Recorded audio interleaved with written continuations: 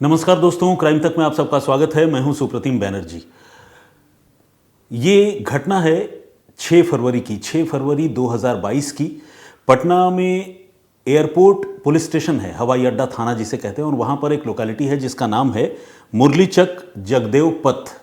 तो इसी मुरलीचक जगदेव पथ के रहने वाले एक आदमी ने 6 फरवरी 2022 को लोकल पुलिस स्टेशन में एक शिकायत दर्ज कराई, एक परिवाद दर्ज करवाया, और उसमें उसने बताया कि उसकी पत्नी, जिसका नाम खुशी है, खुशी देवी, वो 3 फरवरी से गायब है। यानी जिस रोज रिपोर्ट लिखा है उसके 3 दिन पहले से, मतलब 3 दिन प्रीवियस, पीछे से। तो रिपोर्ट लिखाने वाले शख्स ने जब ये बात पुलिस को बताई तो पुलिस ने पूछा कि भाई तुमने ढूंढा नहीं? उसने कहा कि नहीं साहब, मैं तो ढूंढ ही रहा था। 3 दिनों से मैंने हर नाते रिश्तेदार, घर वाले, उसके जानने वाले, मेरे जानने वाले, हर जगह मैंने पता कर लिया। मोबाइल फ़ोन भी स्विच ऑफ आ रहा है। तो मैं बहुत परेशान हो गया, इसलिए अब थाने में रिपोर्ट दर्ज कराने आया हूँ। धीरज कुमार इस आदमी का नाम था। तो इस आदमी ने जब शिकायत दर्ज की तो पुलिस ने रिपोर्ट भी लिखी गुमशुदगी की, और पुलिस ने इस मामले की छानबीन शुरू की। पुलिस ने कहा कि आप भी अपने लेवल पर ढूंढिए, हम भी ढूंढते हैं, हमें पता चलेगा तो आपको बताएंगे। आमतौर पर पुलिस ऐसा ही करती है, खासकर जब बालिग लोग कहीं गायब होते हैं तो पुलिस ये एज्यूम करके चलती है कि शायद वो आदमी अपनी मर्जी से कहीं गया होगा। छोटे बच्चों के मामले में पुलिस किडनैपिंग का केस दर्ज करती है। कम से कम पुलिस का फर्ज तो है कि वो किडनैपिंग का केस दर्ज करे, कई बार नहीं भी करती है पुलिस। तो अब पुलिस ने इस मामले की जांच शुरू की, लेकिन दिन गुजरते रहे और खुशी देवी का कुछ भी पता नहीं चला। इधर धीरज रिपोर्ट लिखवाकर वो भी इंतजार करता रहा। मगर इस कहानी में कुछ दिनों के बाद एक ट्विस्ट आया। ट्विस्ट ये आया कि खुशी देवी के जो पिता हैं, उनका नाम है मिथिलेश सिंह। मिथिलेश सिंह ने उसी थाने में पहुंचकर, एयरपोर्ट पुलिस स्टेशन में पहुंचकर अपने दामाद के बारे में शिकायत की, यानी धीरज के बारे में, धीरज कुमार के बारे में। और ये कहा कि उसे पूरा यकीन है कि उसके दामाद धीरज कुमार ने ही अपनी पत्नी को, यानी उनकी बेटी को गायब करा दिया है। पुलिस ने पूछा कि भाई ऐसा मानने का क्या आधार है और हम कैसे विश्वास कर लें, वो तो उसने तो खुद आकर रिपोर्ट लिखवाई है। तो इस आदमी का ये कहना था, मिथिलेश सिंह का, कि मेरा दामाद जो है अक्सर मेरी बेटी से मारपीट किया करता था, उनके बीच में रिलेशन कोई बहुत अच्छे नहीं थे, और वो कई बार जान से मारने की धमकी भी दे चुका था। मुझे तो पूरा यकीन है कि उसी ने मेरी बेटी को कुछ किया है। अब ये इस तरह की बात थी जो एक बहुत ही कॉमन कंप्लेंट है। आप समझ सकते हैं कि हमारे देश में इस तरह से जब कोई महिला या पुरुष गायब होता है तो लोग फिर उसको अपनी निगाह से देखने लगते हैं। अब पति पत्नी के बीच झगड़े किस घर में नहीं होते, लेकिन जब किसी की गुमशुदगी के बाद उन झगड़ों को गुमशुदगी से जोड़ दिया जाता है तो मामला बहुत सीरियस लगने लगता है कि हाँ, वाकई पति ने ही गायब कराया होगा या पत्नी ने गायब कराई होगी। और जो पीड़ित पक्ष होता है उसे तो ये बात और ज़्यादा लगने लगती है।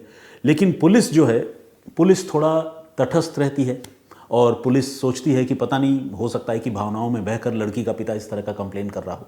तो ये मामला भी कुछ ऐसा ही था, और पुलिस जो है वो देखा जाए तो ढीली पड़ी हुई थी। पुलिस ने मिथिलेश सिंह के कंप्लेंट पर कोई बहुत ज़्यादा एक्ट नहीं किया, बहुत ज़्यादा काम भी नहीं किया। अब मिथिलेश सिंह एक दिन और थाने पहुंचे और उन्होंने ये कहा कि मैं आप लोगों से बार बार शिकायत कर रहा हूं कि मेरी बेटी को हमारे दामाद नहीं गायब किया है, आप मान नहीं रहे हैं। और अब मुझे ये जानकारी मिली है कि मेरी बेटी जिस दिन गायब हुई उसके बाद मेरे दामाद ने पूरे घर की अच्छी तरह से सफाई की, यहाँ तक कि जो कार है उसको भी धो डाला, अंदर से भी बाहर से भी।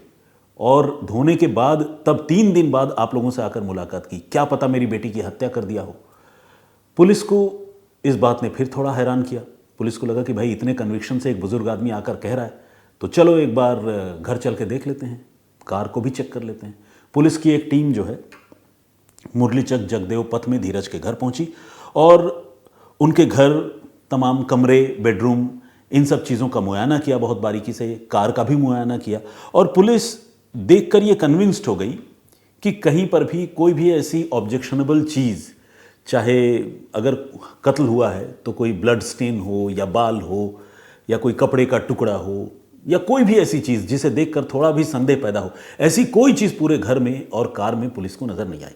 और पुलिस को घर को या कार को धोए जाने या साफ़ किए जाने के भी कोई निशान नहीं मिले। लेकिन ऑब्वियस सी बात है, अगर मान लीजिए 3 तारीख को वो महिला गायब हुई थी, 3 फरवरी को, तो जाहिर है पुलिस तो कम से कम 20-25 दिन बाद या शायद उसके भी बाद पहुंची थी।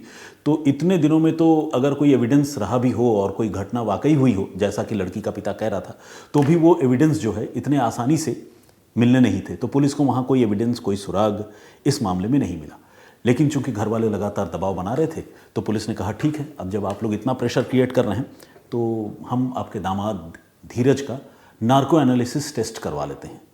इसके बाद पुलिस ने कोर्ट से परमिशन ली और धीरज का नार्को टेस्ट करवाया, उसके ससुराल वालों के कहने पर।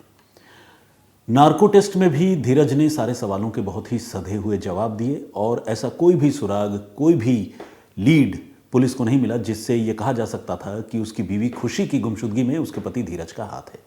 नार्को टेस्ट के बारे में लगे हाथ आप लोगों को जल्दी से बता देते हैं, जो लोग इसके बारे में वेल अवेयर नहीं हैं। हालांकि मैं भी कोई ऑब्वियस सी बात है फॉरेंसिक या टेक्निकल एक्सपर्ट तो नहीं हूँ, लेकिन जितना मैंने सुना है, देखा है, उसके मुताबिक किसी भी आदमी को एक गिवन कंडीशन में कुछ सेडेटिव्स यानी कुछ ऐसी दवाइयाँ दी जाती हैं, एनेस्थीसिया जैसी, जिस दवाई से आदमी पार्शियली बेहोश होता है और उसके बाद उसी कंडीशन में उससे सवाल जवाब किए जाते हैं। और जब आदमी पार्शियली बेहोश होता है तो उससे जब सवाल पूछे जाते हैं तो ये माना जाता है कि उसके अवचेतन मन में, यानी जिसे कहते हैं ना कि अंतर्मन में जो बातें होती हैं, सच्ची बातें, वो जवाबों के फॉर्म में जो है बंद आंख में सवाल पूछा जा रहा है वो जवाब देता रहता है। तो ये होता है नार्को एनालिसिस टेस्ट। तो धीरज का हुआ, लेकिन धीरज के नार्को एनालिसिस टेस्ट में ऐसा कोई भी जांच या ऐसी कोई भी रिपोर्ट जो है वो मतलब पुलिस को नहीं मिली जिससे पता चलता कि खुशी की गुमशुदगी में उसके पति धीरज का हाथ है। वक्त गुजरता रहा और एक लंबा वक्त जो है इस मामले में गुजर गया, लेकिन कोई लीड, कोई एविडेंस पुलिस को नहीं मिला।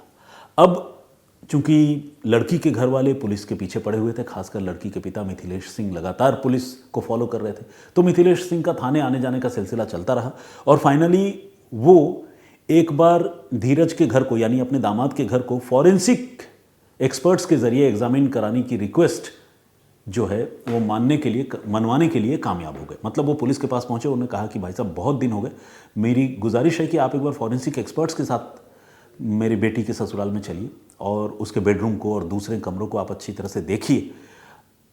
आपको ज़रूर कोई ना कोई ऐसा एविडेंस या क्लू मिलेगा जिससे आपको यकीन हो जाएगा कि मेरी बेटी की हत्या हो गई है और मेरी बेटी कहीं गई नहीं है। अब तो 5 महीने भी गुजर गए, तो जाहिर अगर कहीं गई होती तो इतने दिनों में कोई तो लीड आप लोगों को भी मिलता, हमें मिलता। तो पुलिस ने कहा ठीक है, चलिए आपकी बात रख लेते हैं और हम किसी फॉरेंसिक एक्सपर्ट को बुलाते हैं। फिर पुलिस ने, जो उनके फॉरेंसिक एक्सपर्ट होते हैं अलग से, उनको पुलिस ने बुलाया और बुलाने के बाद 5 महीने के बाद धीरज के पूरे मकान की स्कैनिंग शुरू की, खासकर बेडरूम की और उस कार की जिस पर धीरज के ससुर मिथिलेश सिंह बार बार शक जता रहे थे। अब जब ये फॉरेंसिक एग्जामिनेशन हुआ तो बहुत शॉकिंग तरीके से ऐसी चीज़ मिली जिसने पुलिस की भी आंखें खोल दी। उस मकान में कुछ एक हिस्सा ऐसा था जिसमें ईंटें जो हैं वो सतह पर थी, यानी प्लास्टर नहीं था। कुछ एक पोर्शन उस मकान का ऐसा था। फॉरेंसिक एक्सपर्ट्स ने जब उन ईंटों को एग्जामिन किया और उनके पास जो भी गैजेट्स होते हैं और जो भी केमिकल टेस्ट होते हैं, बेंजीनाइन या बेंजिडिन टेस्ट ऐसा कुछ कहते हैं, एग्जैक्ट नाम मैं भूल रहा हूँ इस वक्त, तो वो टेस्ट भी उन्होंने किया। तो ये टेस्ट करने पर बहुत शॉकिंगली उस घर की ईंटों में जो होल्स होते हैं ना, छोटे छोटे बारीक बारीक, उन होल्स में, उन ब्लॉक्स में ब्लड स्टेन, खून के निशान पुलिस को मिले 5 महीने बाद। ठीक इसी तरह से बेडरूम का जो डोरमैट था, 5 महीने बाद उस डोरमैट के रेशों में भी फॉरेंसिक एक्सपर्ट्स को खून के धब्बे, खून के रेशे मिले। और ये अपने आप में बहुत शॉकिंग, बहुत आंखें खोलने वाली बात थी। किसके खून के निशान थे? जो डोरमैट होता है उसे पुलिस ने कलेक्ट कर लिया, फॉरेंसिक एक्सपर्ट्स ने कलेक्ट कर लिया, और साथ ही जो ईंटें थी उसके पोर्शन भी पुलिस ने कलेक्ट किए और डीप फॉरेंसिक एग्जामिनेशन के लिए। और इन चीज़ों को पुलिस लेकर चली गई, फॉरेंसिक एक्सपर्ट्स लेकर चले गए। इसके बाद इन चीज़ों से जो ब्लड के रेमनेंट्स, जो ब्लड के हिस्से 5 महीने बाद पुलिस ने बरामद किए थे, एक्सपर्ट्स ने बरामद किए थे, उसको पुलिस ने फॉरेंसिक एक्सपर्ट से कहा कि आप इसका डीएनए एग्जामिनेशन करके बताइए कि ये खून के निशान किसके हैं। डीएनए एग्जामिनेशन उस खून का हुआ और सैंपल देने के लिए खुशी के माता पिता, घर के लोग तो मौजूद थे ही। खुशी के पिता ने बहुत खुशी खुशी अपना ब्लड सैंपल दिया कि आप मिला लीजिए। और जब ब्लड सैंपल मिथिलेश सिंह का चेक किया गया, डीएनए किया गया, तो पता चला कि मिथिलेश का ब्लड सैंपल जो है उस डोरमैट में और ईंट में मिले ब्लड सैंपल से मिलता है, यानी डीएनए जो है उसका मैच होता है। ये इस बात का एक कंक्रीट एविडेंस था कि वो खून किसी और का नहीं बल्कि खुशी देवी का ही था, जो 3 फरवरी 2022 को गायब हो गई थी। अब दामाद धीरज वो बुरी तरह फंस चुका था। अब उसके पास इस मामले से बचने का और कोई तरीका नहीं था। पुलिस ने उसे हिरासत में लिया, सख्ती से पूछताछ की, सबूतों का आईना दिखाया, तो धीरज ने अपना जुर्म कबूल कर लिया और उसने कहा कि हाँ, मैंने ही अपनी बीवी खुशी की हत्या की थी। हत्या करने के बाद 3 दिनों तक मैं अपने कमरे का एक एक चीज़ धोता रहा, साफ़ करता रहा, गाड़ी धो डाली, लाश ठिकाने लगा दी और 3 दिनों के बाद तब मैंने जाकर रिपोर्ट लिखाई। पूछा गया वजह क्या थी, तो उसने बताया कि मेरी बीवी एक आदमी से बात किया करती थी और उसके साथ मेरी बीवी के रिलेशन थे, जिसकी वजह से मैं उससे बहुत नाराज़ रहता था और इसी गुस्से में आकर मैंने उसकी हत्या कर दी थी। लेकिन चूंकि मुझे पकड़े जाने का डर था, तो इसी डर के मारे मैंने झूठी रिपोर्ट लिखवाई और ये बताया कि मेरी बीवी अपनी मर्जी से कहीं भाग गई है। ये शिकायत जो है, ये मतलब अपनी कहानी उस आदमी ने पुलिस को बताई, पुलिस को सुनाई। अब वो जुर्म कबूल कर चुका था और तकरीबन 6 महीने बाद उस आदमी को पुलिस ने गिरफ्तार कर लिया। लेकिन 6 महीने तक इस मामले में पुलिस 1 इंच भी आगे नहीं बढ़ पाई।